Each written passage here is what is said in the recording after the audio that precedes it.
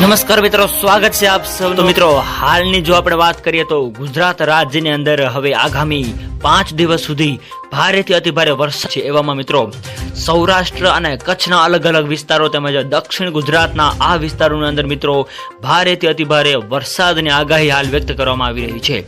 તો મિત્રો, વિડીયો ગમે તો વિડીયોને લાઈક કરો, શેર કરો, કોમેન્ટ કરો અને મિત્રો જે પણ મિત્રો આપણી ચેનલની અંદર નવા છે, સબસ્ક્રાઇબ નથી કરી તો મિત્રો સબસ્ક્રાઇબ જરૂર કરી લેજો અને મિત્રો આવો જ સાથ અને સહકાર પણ આપતા રહેજો।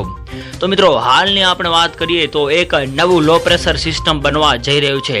જે અહીં આપ મિત્રો જોઈ રહ્યા છો તે હાલ સૌરાષ્ટ્રના વિસ્તારો તેમજ કચ્છના વિસ્તારોની અંદર ભારેથી અતિભારે વરસાદ વરસી રહ્યો છે એવું અહેવાલો મળી રહ્યા છે। તો બીજી બાજુ મિત્રો આપણે વાત કરીએ તો રાજ્યની અંદર અલગ અલગ વિસ્તારોની અંદર કચ્છના અને સૌરાષ્ટ્રના વિસ્તારોની અંદર મિત્રો 15 થી 20 ઇંચ જેટલો વરસાદ પણ નોંધાયો હોવાનો અહેવાલો મળી રહ્યા છે।